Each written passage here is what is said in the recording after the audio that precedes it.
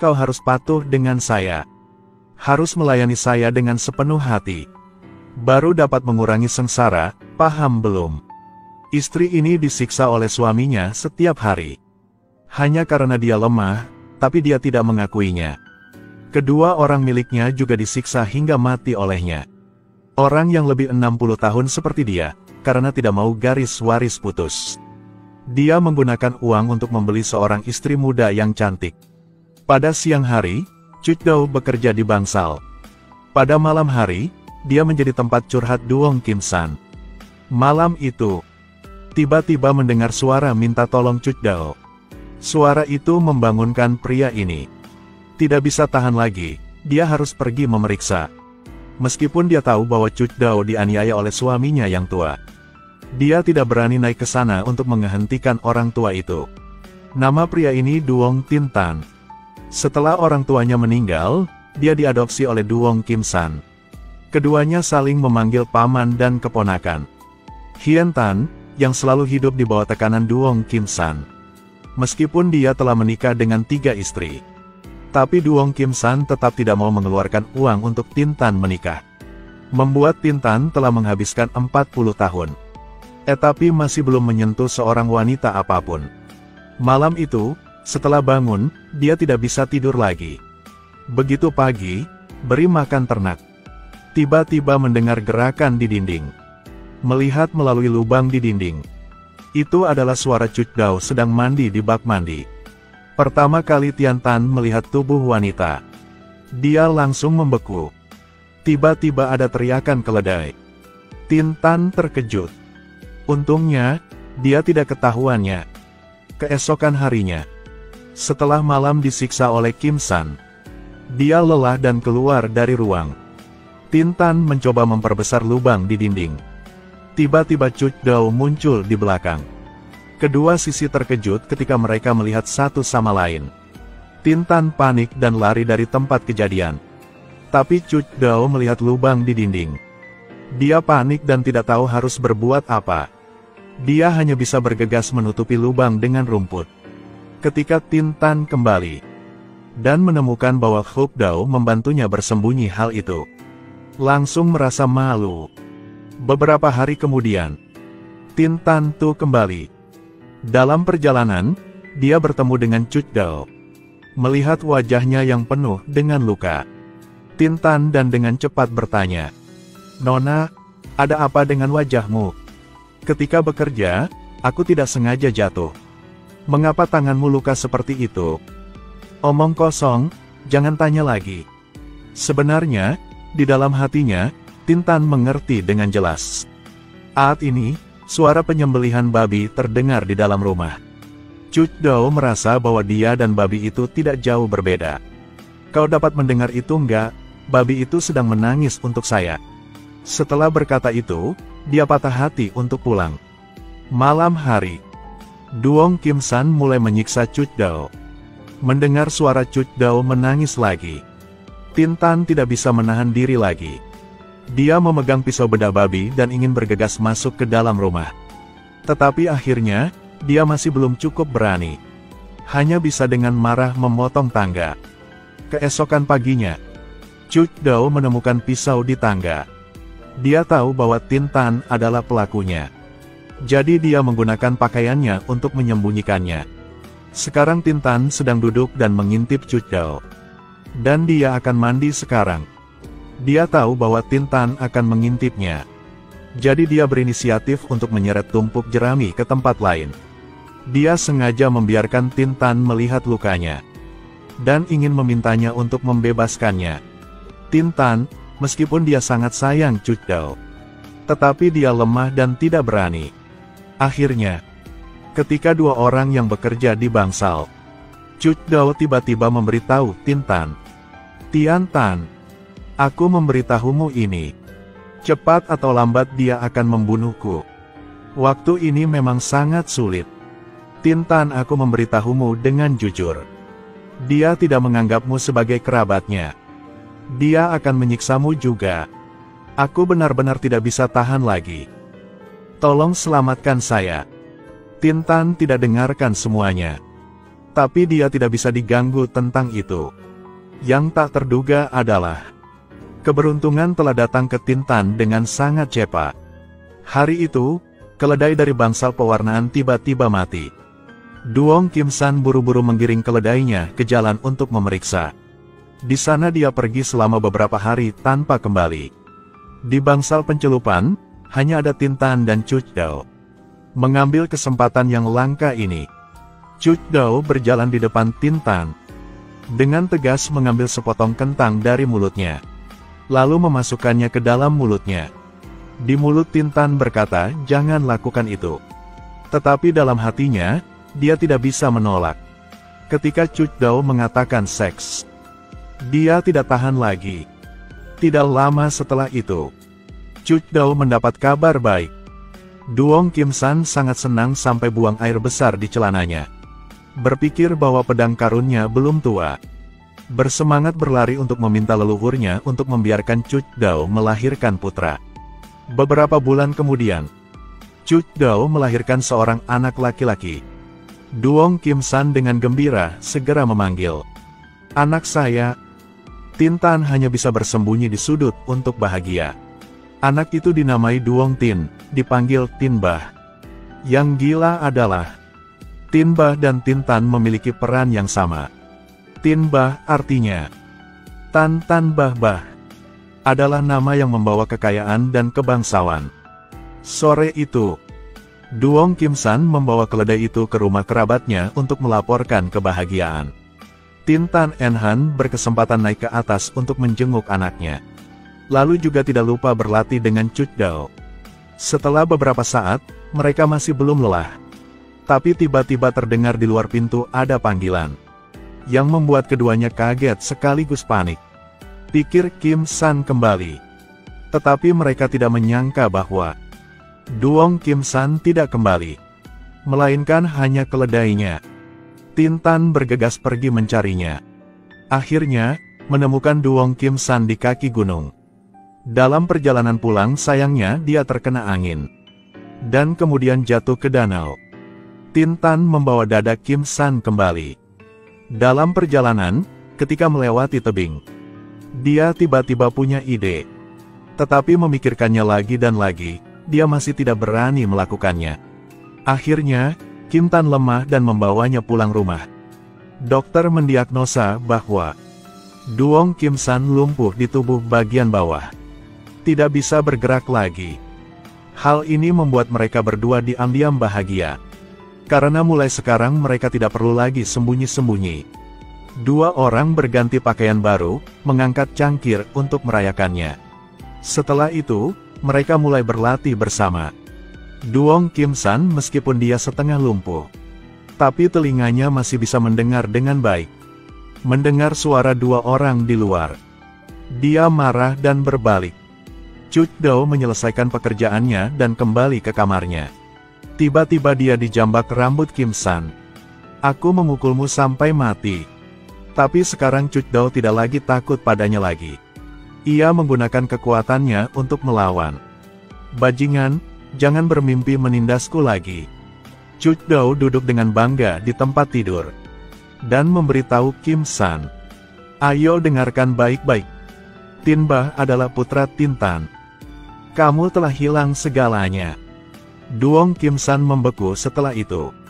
Tidak tahu apa yang ada di pikirannya. Beberapa hari kemudian, ketika Tintan dan Chuchdao pergi bekerja, Duong Kim San langsung ingin mencekik anak itu. Tapi Tintan segera berlari ke kamarnya.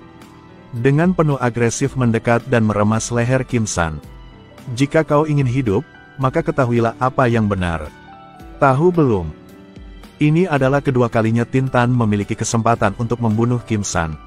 Namun pada akhirnya karena kelemahannya, dia tetap tidak berani mengambil tindakan. Karena saat kelemahan itu, hampir menyebabkan semua orang tenggelam ke dalam lautan api. Larut malam, Duong Kim San merangkak menuruni tangga. Dengan cepat mengunci pintu utama rumah. Tidak ingin hartanya jatuh ke tangan orang lain. Maka dia menyalakan api. Ingin mengirim mereka berdua ke zona mati.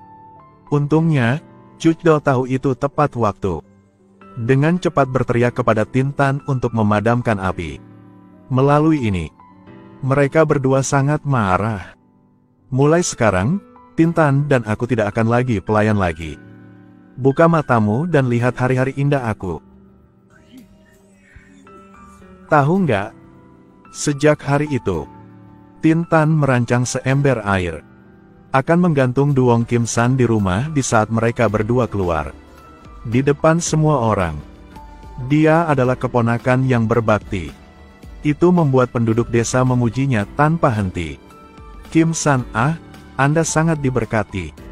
Tintan lebih baik dari keponakan kandung sendiri. Waktu berlalu seperti angin. Dalam sekejap mata, Tinbah telah berusia 3 tahun. Tetapi Cucdao sangat mengkhawatirkan bocah itu. Anak-anak lain yang berusia 1 tahun sudah dapat berbicara. Tetapi Tinbah 3 tahun masih belum bisa bicara. Anak laki-laki itu menunjukkan tanda-tanda tuli dan gangguan pendengaran. Tintan mencoba memberitahu Tinbah panggil ayah. Tapi dia tidak bereaksi sedikit pun.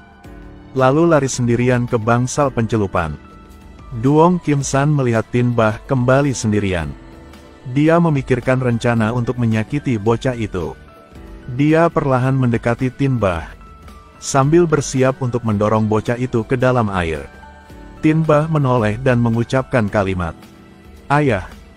Tidak tahu karena dia ingin ada seorang anak laki-laki, atau tersentuh oleh panggilan bocil itu. Kim San langsung berlari memeluk Tinbah. "Nak, aku ayahmu." Lalu, Tinbah menarik Kim San untuk berjalan keliling desa. Dan dengan lantang memanggil ayah. "Ayah nih." Panggil lagi. "Ayah, Ayah di sini." Melihat Tintan dan Cucdao di kejauhan, Kim San mengajari Tinbah untuk mengenali orang yang dicintai. Orang itu adalah ibumu. Dan pria itu kakak laki-lakimu. Adapun aku ayahmu. Adalah ayahmu. Iya, memang anakku. Paham belum? Jangan lupa ya. Nanti, terus memanggilnya seperti itu. Dua orang sangat marah. Malam hari, Cucdao menghibur Tintan. Bocah itu masih muda dan tidak mengerti apa-apa. Tunggu dia dewasa dan segalanya akan berbeda. Hari itu, desa mengadakan pesta untuk merayakan 3 tahun Tinbah. Menurut adat, Tintan harus memberi selamat kepada sepupunya. Dia mengambil secangkir anggur. Kesulitan mengucapkan sepatah kata pun di depan semua orang. Tinbah, saudara baikku. Kemudian menangis dan menderita. Orang-orang di desa mengira Tintan ingin memiliki anak. Kim San dengan bangga menatap Tinbah, tanpa mengetahui bahwa hari bahagianya akan segera berakhir. Hari itu, Duong Kim San mengajak Tinbah ke danau bermain. Siapa yang mengira ketika Tinbah berdiri, dia dengan ceroboh merentangkan tali, langsung menyebabkan Kim San jatuh ke air. Dia mencoba berjuang. Tinbah melihat itu. Dia melihat ke langit dan tertawa terbahak-bahak. Ketika Cucdao pulang, dia melihat Duong Kim San meninggal. Di pemakaman, Tintan dan Cucdao telah bertengkar. Tintan mengira Cucdao membunuh Kim San. Kalau bukanmu, aku melakukannya kan? Moralitas istri seperti itu tidak takut akan pembalasan nanti kan? Mengapa kau berpikir begitu dangkal? Ayo lihat wajahmu. Apakah ada yang tidak berani kamu lakukan? Jadi bisakah Anda menerima menjadi kakak Tinbah? Atau apakah kamu benar-benar ingin menjadi keponakan berbakti? Ini adalah pertama kalinya Tintan bertengkar dengan Cucdao. Cucdao menangis dan memarahinya. Tintan melihat ini dan malu untuk keluar. Begitu dia keluar, dia melihat Tinbah mengenakan pakaian berkabung. Dan masih menatapnya. Duong Kim San, meskipun dia sudah meninggal, aturan keluarga tetap tidak berubah. Dia meninggal dan Cucdao tidak bisa menikah lagi. Menurut prinsip suami istri, dia harus menjaga kebersihan diri dan segera mengurus akhirat untuknya. Tintan segera keluar dari bangsal pencelupan. Cucdao selama sisa hidupnya Tidak bisa saleh dengan dia. Orang-orang di desa berbicara tentang mereka berdua. Pada hari kuburan, mereka berdua harus berlutut di tengah jalan untuk meredam gosip. Harus berlutut di tengah jalan selama 7.749 hari. Berlari sambil menangis sambil memeluk peti mati. Biarkan peti mati itu melingkari tubuhnya. Seperti itu berulang-ulang sebanyak 49 kali. Kemudian berdiri dan menyaksikan prosesi pergi menjauh. Upacara adat akhirnya berakhir.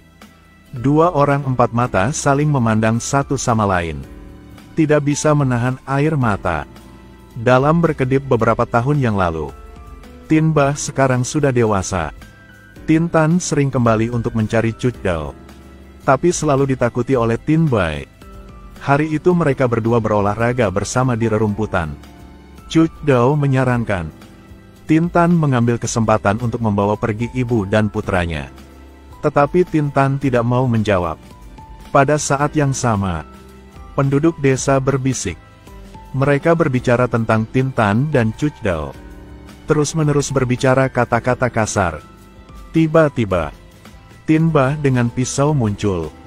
Mata yang tajam membuat orang banyak takut. Lalu dia mengejar mereka. Sampai dia tidak bisa melihat apa-apa lagi. Baru menjatuhkan pisau di tangannya. Setelah kembali rumah, Tin Tan melihat putranya memegang pisau. Bergegas untuk menanyakannya. Tetapi tanpa diduga, Tin Bah mendorongnya. Kemudian kembali ke kamarnya untuk dengan panik menghancurkan semua barang. Cuc Dao ketika dia melihat Tin Tan berlumuran darah, segera memarahi Tin Bah. Sambil marah dan menceritakannya semua. Yang kau pukul itu ayahmu. Hari ini, aku akan mengatakan semua yang sebenarnya. Bahwa kau adalah putra Duong Tin Tan. Sayangnya Cuc Dao terlambat dikatakan. Beberapa hari kemudian, keduanya turun ke ruang rahasia untuk bertindak. Tapi udaranya terlalu tipis. Tak lama kemudian, mereka berdua kehilangan kesadaran. Tin Bah berlari kemana-mana mencari ibu. Dia segera teringat ruang rahasia. Dan menemukan dua orang di sana. Dia menekan amarahnya di dalam hatinya. Dan membawa ibunya kembali ke kamar. Melihatnya selalu memanggil Tin Tan. Dia yang marah kembali ke ruang rahasia. Dan kemudian membawanya lagi Tin Tan keluar dari sana. Tetapi kemudian membawanya ke tangki air. Akhirnya dengan kejam melemparkan ayahnya ke sana. Tin Tan bangun terus-menerus berjuang. Pada saat ini, Cuc Dao juga datang. Tapi Tin Bah mendengar ibunya memanggil. Marah dan mengeluarkan sebatang kayu bakar dari bungkusan. Secara brutal memukul di kepala Tin Tan. Setelah kematian Tin Tan, Cuc Dao benar-benar runtuh. Dia memutuskan untuk membakar bangsal pencelupan. Ingin membakar habis tempat yang membuatnya menderita. Lalu mengakhiri hidupnya dengan tanganku sendiri. Habiskan uang untuk membelimu. Jadi kau harus patuh dengan saya. Harus melayani saya dengan sepenuh hati. Baru dapat mengurangi sengsara, paham belum? Istri ini disiksa oleh suaminya setiap hari. Hanya karena dia lemah, tapi dia tidak mengakuinya. Kedua orang miliknya juga disiksa hingga mati olehnya.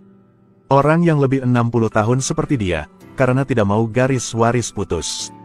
Dia menggunakan uang untuk membeli seorang istri muda yang cantik. Pada siang hari, Cuc Dao bekerja di bangsal. Pada malam hari, dia menjadi tempat curhat Duong Kim San. Malam itu, tiba-tiba mendengar suara minta tolong Cuc Dao. Suara itu membangunkan pria ini. Tidak bisa tahan lagi, dia harus pergi memeriksa. Meskipun dia tahu bahwa Cuc Dao dianiaya oleh suaminya yang tua. Dia tidak berani naik ke sana untuk menghentikan orang tua itu. Nama pria ini Duong Tin Tan. Setelah orang tuanya meninggal, dia diadopsi oleh Duong Kim San. Keduanya saling memanggil paman dan keponakan. Hien Tan, yang selalu hidup di bawah tekanan Duong Kim San. Meskipun dia telah menikah dengan 3 istri. Tapi Duong Kim San tetap tidak mau mengeluarkan uang untuk Tin Tan menikah. Membuat Tin Tan telah menghabiskan 40 tahun. Tapi masih belum menyentuh seorang wanita apapun. Malam itu, Setelah bangun, dia tidak bisa tidur lagi. Begitu pagi, beri makan ternak. Tiba-tiba mendengar gerakan di dinding. Melihat melalui lubang di dinding. Itu adalah suara Cuc Dao sedang mandi di bak mandi. Pertama kali Tian Tan melihat tubuh wanita. Dia langsung membeku. Tiba-tiba ada teriakan keledai. Tian Tan terkejut. Untungnya, dia tidak ketahuannya. Keesokan harinya, setelah malam disiksa oleh Kim San, dia lelah dan keluar dari ruang. Tian Tan mencoba memperbesar lubang di dinding. Tiba-tiba Cuc Dao muncul di belakang. Kedua sisi terkejut ketika mereka melihat satu sama lain.